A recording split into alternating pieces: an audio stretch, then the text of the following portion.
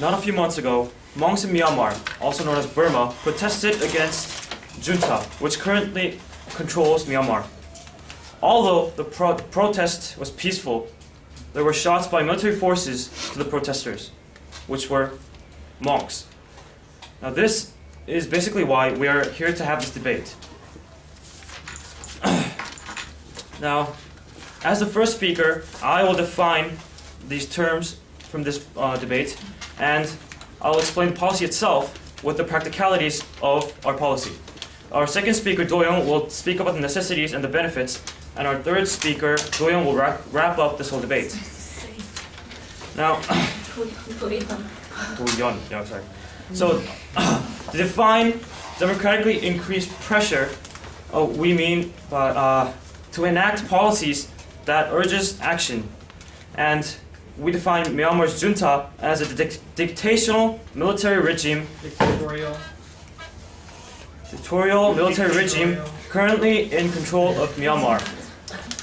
And to enact democratic reforms, we define it as the creation of a constitution that allows the right to vote for all citizens and all non-military personnel, and allows non-military personnel to run for electoral office for a non-permanent term.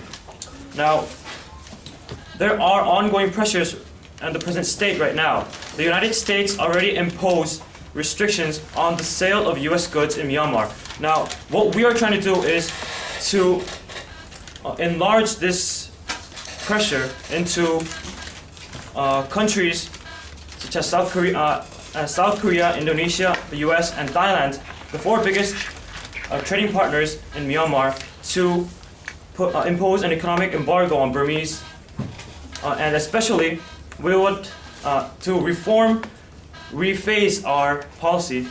South Korea, Indonesia, the U.S., and especially Thailand would impose an economic embargo on Burmese products, Burmese jewels and timber. Now, to talk about the practicality, why is it the economic embargo of jewels and timber, especially? Because that Burma is a huge producer of jewels and timbers. Now, jewels and timber are perfect examples of state monopolies in Myanmar. Now, these are the lines of revenue for the ruling generals, representing about 65% of their income. Now, by imposing an economic sanction on these two products, the people will not be hurt through this policy, but the ruling generals will be influenced, and this would eventually help to end this crisis, because the ruling generals make all the decisions, and a direct affront to their affluence should be the answer to end this crisis. Now, why is it Thailand? Thailand is where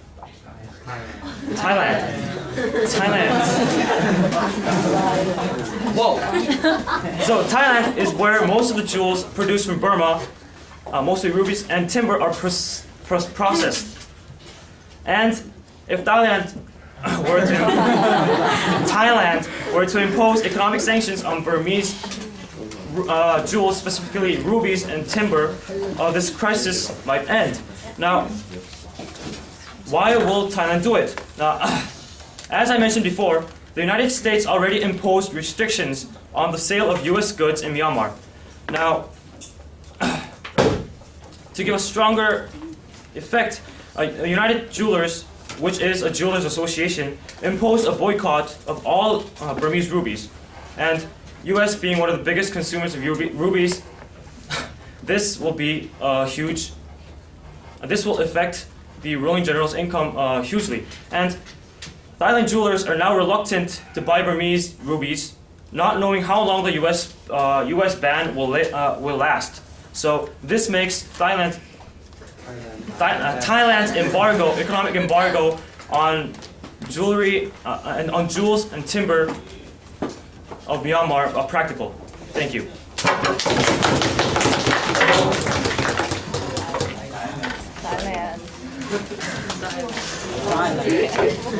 say the same thing, and I do say the same thing. I can't say Thailand. I'll say Thailand.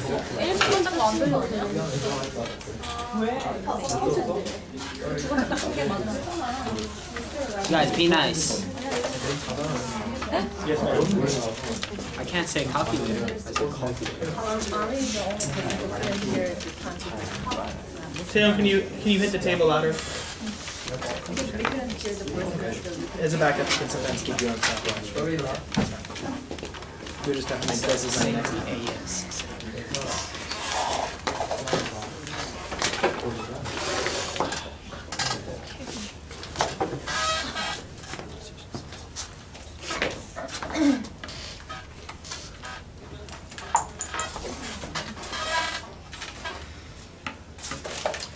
Katie is the speaker. First speaker for the opposition side. Let's welcome her.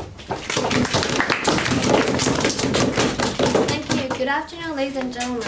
As the opposition, our burden is to show that this policy is unnecessary, impractical, and unbeneficial. I will rebut on their points by giving our arguments. The purpose of this policy is to help Myanmar to become a democratic society, which is what Burmese are yearning for. However, the policy of the pro-side suggested has no use for this purpose. Currently, the junta started to have communication with Aung San Suu Kyi, who is the leader of democratic movements in Myanmar.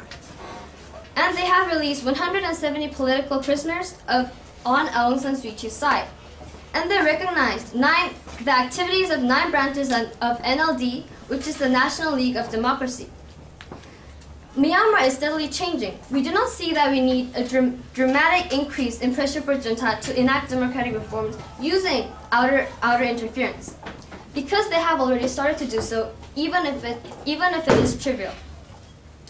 Why do we need other countries' interference? Is that the best way? Look at Afghanistan. After the U.S. removed Saddam Hussein and planted democracy by their hand, what is the current status quo? Nothing has changed, but there are more revolutions and chaos and conflicts. Before you proceed, ma'am. No. The citizens in Myanmar, they have the mind to build democratic society, and we believe that junta is moving in the same direction. Secondly, this policy is not practical at all. For the past decade, pressure on Myanmar, formerly Burma, has been applied on 2 contradictory tracks: confrontation through sanctions and a diplomatic cold shoulder by the West, and friendly persuasion and engagement by its neighbors in Southeast Asia. Nothing worked through this pressure. Investments still flowed in from around its borders, particularly from neighbor Asian countries, such as China, for which Myanmar is a source of energy and raw materials and a strategic route to the Indian Ocean. Not only China, but several Asian neighbor countries, such as India and Thailand, engage with Myanmar. The proposition said by setting embargo on Thailand, that imposing embargo on Thailand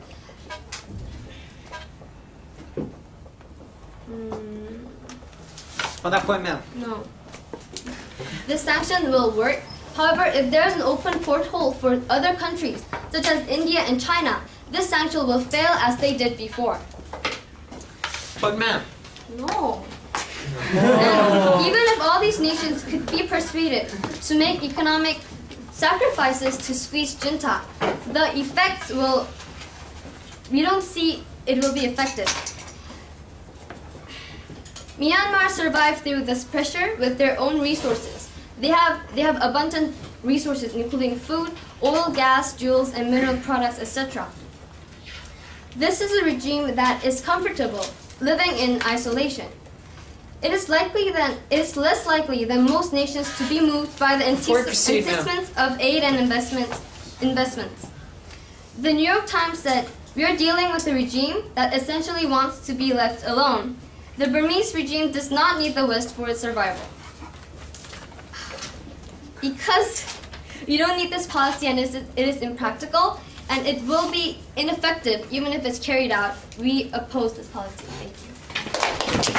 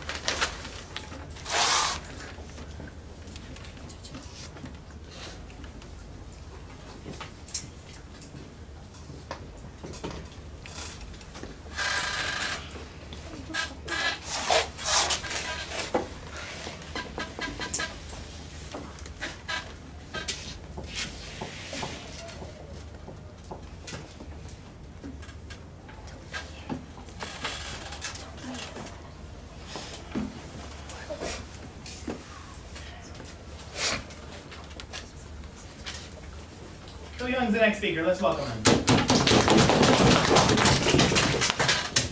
In this age of democratization, Myanmar has taken a step backwards in terms of democratic reform.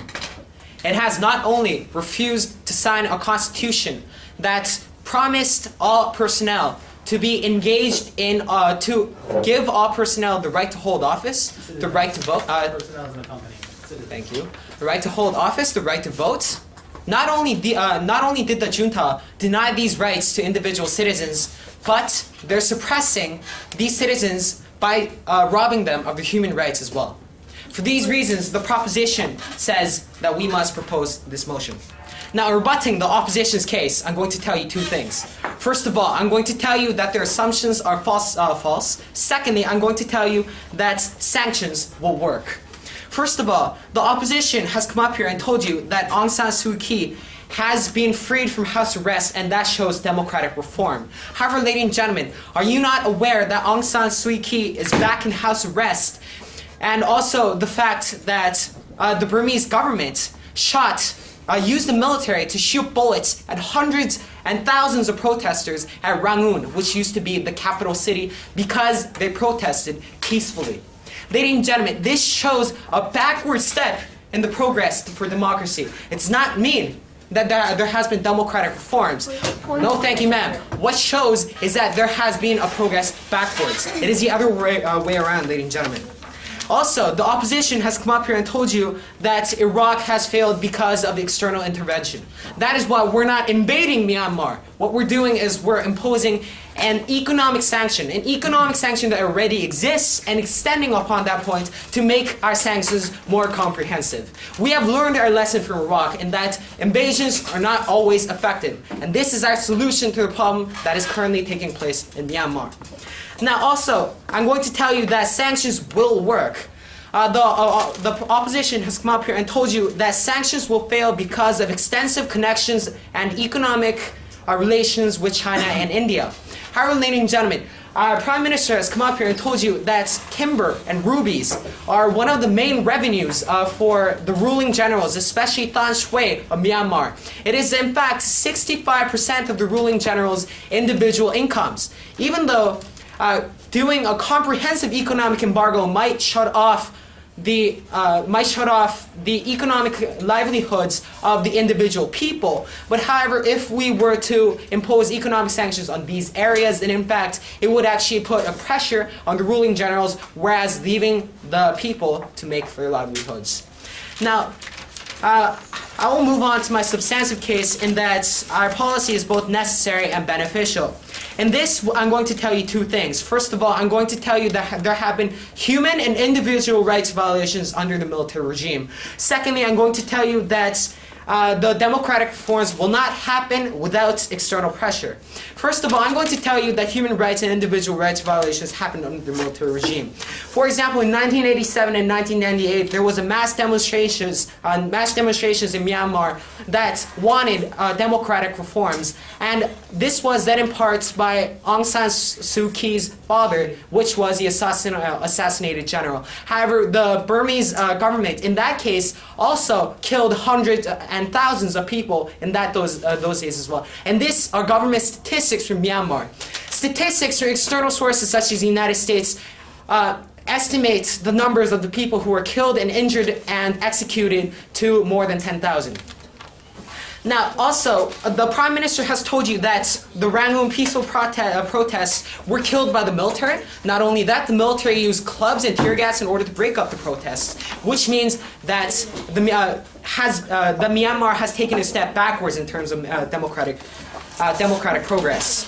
Also, we're going to tell you that this progress will not happen without the external pressure. 30% of Myanmar's GDP goes to the military, and feeding its capabilities, which are used to suppress the people. With 30% of the GDP going to the military, how will the people in Myanmar find the power to combat this military? They cannot, ladies and gentlemen. We must impose pressures. We must make sure that the effects happen from top to bottom.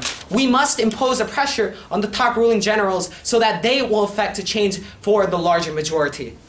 Now, also, the Myanmar government arrested its own Prime Minister, General Kin Kunt, on falsified corruption charges, freeing Kyi from house arrest and introducing 7 steps to democracy, which was, in fact, eventually going to install a constitution in place of the dictatorship that was in place today. Now, in fact, because of his reform ideals, he was eventually placed into jail, and this shows that Myanmar is not willing to take steps to democracy without our pressures, and we are here to provide that pressure.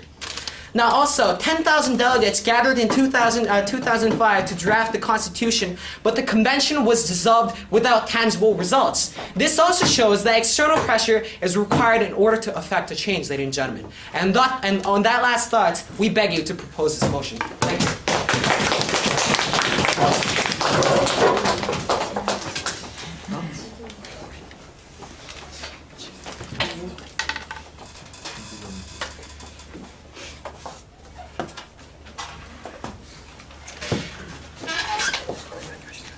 Daewon's the next speaker. Opposition side. Welcome.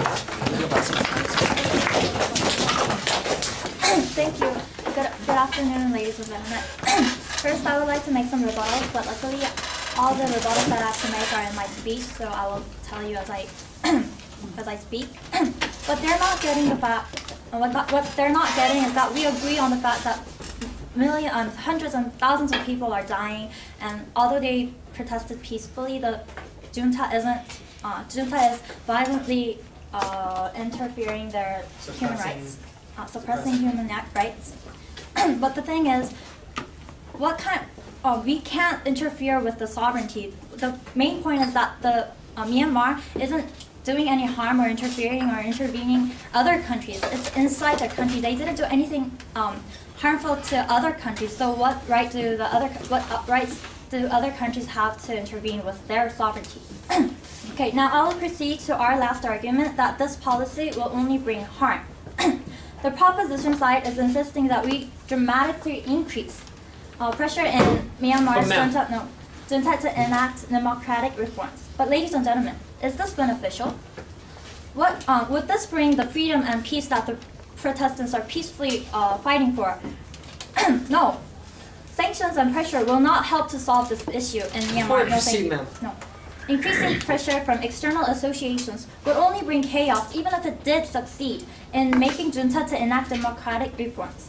Even if all the nations could be persuaded to make economic sacrifices to squeeze the junta, it is not clear how much pain the generals would actually feel. It would only bring doubt to the country's identity, let alone result in citizens' mistrust in their new government. We have to let them achieve democracy on their own. And the status quo, no thank you, more than efficiently shows that they are getting there by themselves. Daewon said that Aung San Suu Kyi was house arrested again, but however, on November 8th, Aung San Suu Kyi, the leader of the NLD, offered to have a talk with the junta, and she did on November 9th. Have the talk, and after the talk in the guest house, she believed that the junta has the will to achieve national reconciliation. As you can see, they do have the will to take their first steps into democracy. There is no need to increase pressure on them. Plus, the status quo is already pressuring them enough. President Bush is renunciating the Myanmar's junta and claiming democracy Protestants should be free.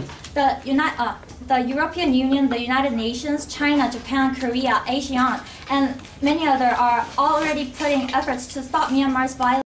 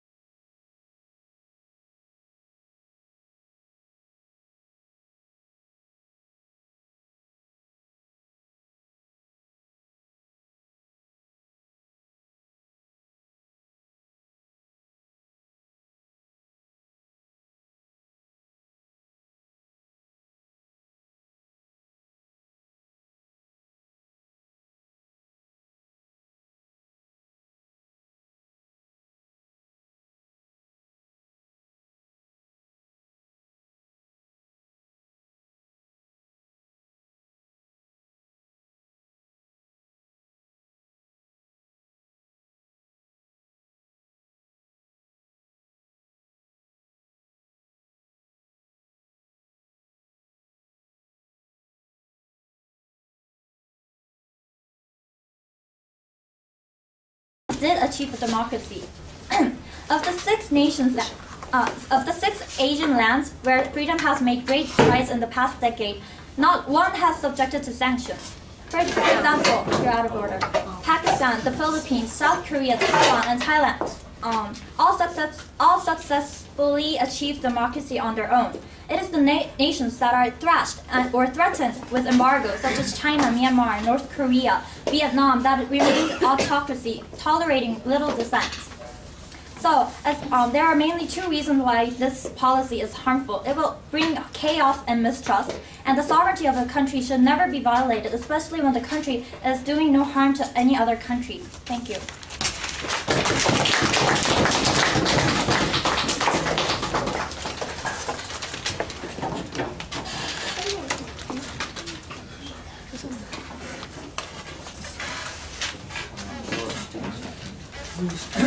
Okay, our 4 speakers are going to be Mingyu and Sain.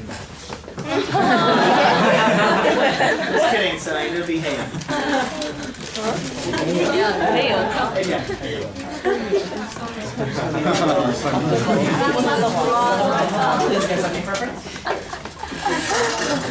늦게 생겼나 봐.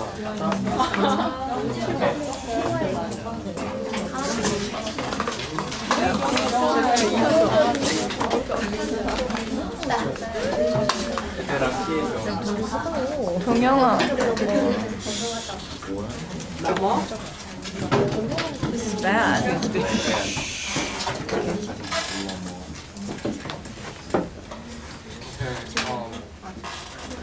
This motion, which promotes to dramatically increase pressure on Myanmar's junta, will be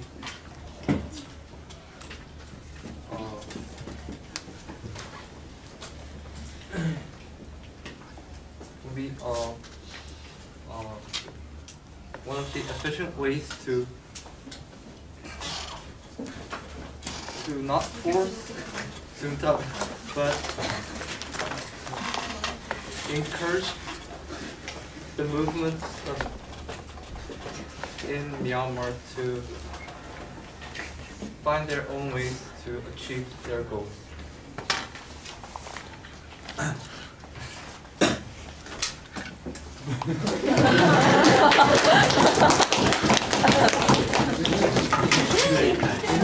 Thank you for helping the proposition.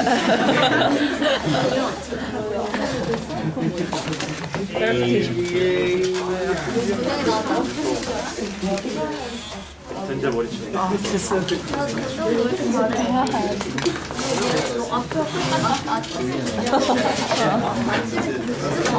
준영아, 나 나와? 일어나. 지금은 안 나와. 지금은. 필요 이제 써야 돼? 어. 어떡해. 오케이. 주영, 왜? 그거 그냥 돌리고 얘한테 봐달라고 그래. 진짜 나 다 했어.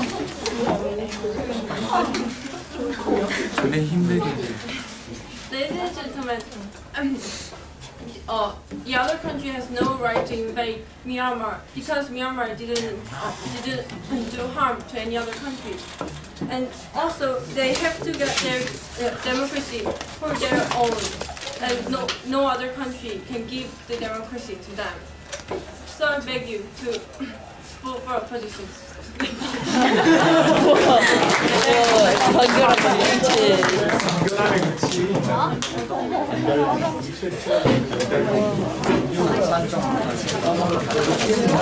Invading Myanmar. Kenya. Kenya. Daewon is the last speaker for the opposition. 무게는 못 치게 하냐? 그거보다 제일 긴 걸로 한 거.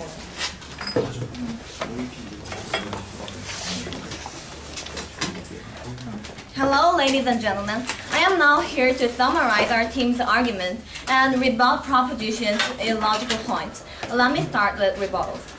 The proposition says that they should interfere in this problem since people are dying out in Myanmar. However, ladies and gentlemen, we should focus on the fact that junta is now changing. Moreover, other nations and external associations can persuade Myanmar junta to change itself and pursue democratic society, but they cannot force. They do not have any right to force Myanmar to be what they want. Now, to move on to our team's argument. Our team opposition maintained that, number one, this policy is not needed. Number two, this is impractical. And number three, is actually counterproductive. Myanmar junta is changing. From 2000, military junta... POI. Thank you. Military junta started to communicate with democratic leaders in Myanmar. By many countries and NGOs' persuasion, Myanmar military junta now recognizes that it cannot maintain its regime, ignoring its citizens' opinions. Although there is still a long way to go, now it seems that junta is making a change. It is trying to negotiate with the people. A change cannot be made at once, ladies and gentlemen. Under the assumption that we keep on persuading Myanmar junta, we do not need to increase sanctions on Myanmar, which is not now changing. No, thank you, sir. Moreover, for impracticality, Myanmar would not be affected much by dramatically increasing the sanctions, since it has been survived through this pressure even before we reinforce it. With its abundant resources, Myanmar would get little amount of impact. Moreover, nations near its borders, such as China, are trading with Myanmar, which means that economic sanctions, such as embargo, cannot be the way to change junta in Myanmar. Thus, opposition strongly opposed to pass this motion, since it is not going to work. Moving on harmfulness, is this policy really... Proceed. No, thank you, sir. Ladies and gentlemen, is this policy really for Burmese people? Is this interference really beneficial to Myanmar's citizens?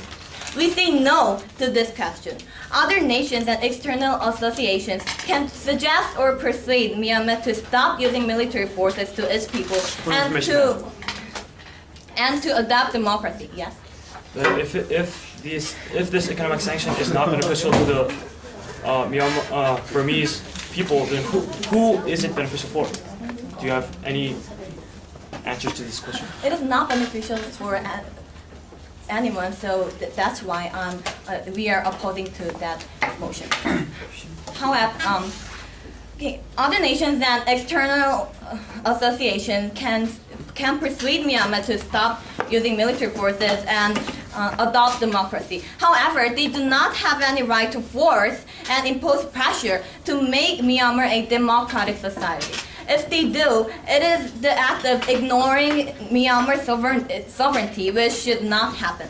A nation's sovereignty is just as important as an individual's rights. People who are not part of the country cannot and should not ignore its value under the name of protecting individuals' rights in the nation.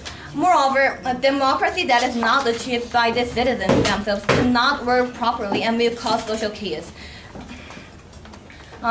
For example, see Afghanistan. The United States of America has been intervening into their society, maintaining that it is for Afghanistan citizens' rights. However, ladies and gentlemen, conditions there is getting even worse, and it caused nothing but a great chaos. Standing here, I have proven that our team, opposition, has won by summing up our arguments and pointing their illogical points that they were not able to explain properly. I hereby beg you to vote for the opposition. Thank you.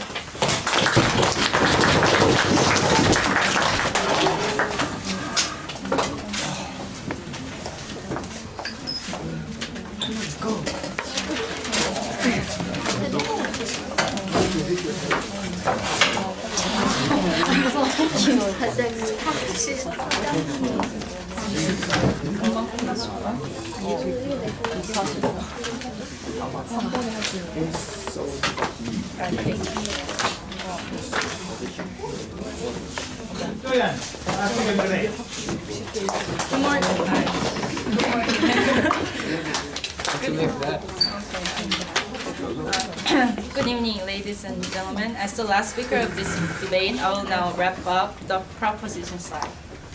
There are many things going on with Myanmar, and which are some of them that we were not even aware of until today. So, ladies and gentlemen, since the establishment of junta at Myanmar, many people of Myanmar were unjustly imprisoned, tortured, and even executed because they wanted something the people of this country enjoy today: a justified government democratically voted by the people. The current junta that is established in Myanmar explicitly states that that people who have not served military service to Myanmar have no right to hold position in the office, and the current junta in Myanmar allows democratic vote just because they thought they were sure to win, and then refuses to accept the outcome that they lost and imprisons their opponent, charging her of being corrupt. The current Burmese junta imprisons people who promote just and democratic programs such as the 7 steps to democracy, and kills off people who have not even violently protested, but peacefully protested of what they wanted. These 4 precedents set by the junta government, the junta in Myanmar alone shows that the current junta in Myanmar needs to be reformed, even if that means strengthening the pressure that we already now have on Myanmar. Point of information, ma'am. Yes. Sorry. Don't you acknowledge that when Pan Ki-moon, Secretary General of UN, passed this resolution to